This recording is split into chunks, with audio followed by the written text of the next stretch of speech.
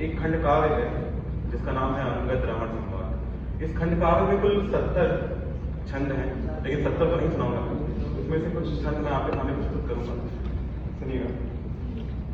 मैं जानता हूँ तू गुणों का हाँ बड़ा अनुयायी है, ये अंगद बोल रहे हैं रावण से।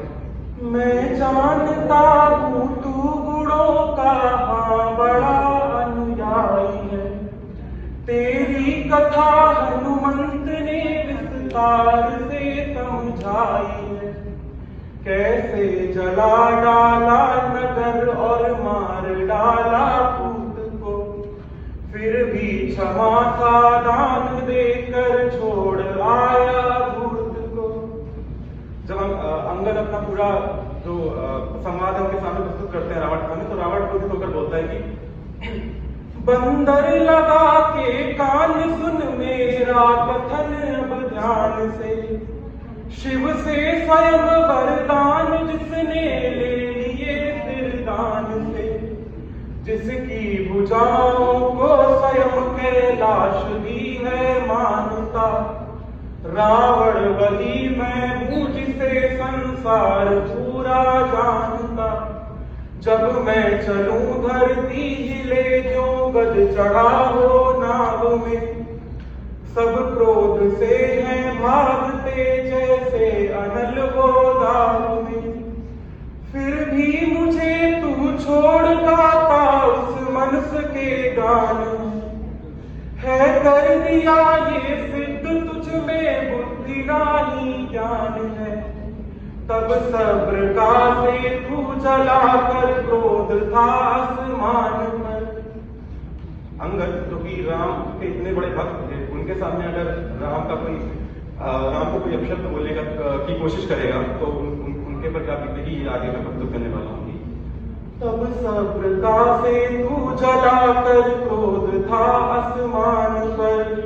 जय राम तब अंगद कहे और पैर को वहां रोक कर, मेरे चरण को जो यहाँ कोई उठा देगा बलि, उस क्षण समझ सेना हमारी छोड़ कर लंका चली। तब इंद्रजित वाकई बलि कोशिश किए बड़ी जोर से, पर पैर अंगद का उठाना एक भी किसी छोर से। तब लाज से सबके मुखों पर दुख कहीं दिखने लगा, जो सिंह से डर कर हिरण दलनाद में छुपने लगा। ललकार अंगद ने तभी दी थी स्वयं लंकेश को, रावण यहाँ कोई नहीं अब बिन तेरे जो शेष हो। अंगद बोलते हैं कि अब तो सबने प्रयास कर लिया है मेरे चरण को उठाने का, अब आप आखिरी बचे हो, आप भी आखिरी पर प्रयास कर लो। तो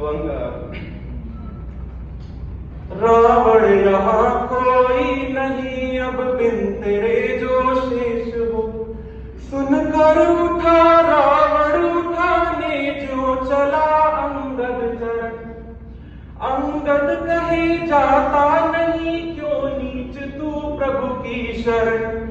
मेरे चरण पढ़कर कभी होगा नहीं तेरा भला, अब बच सकेगा जो हृदय में राम को तू कर चला।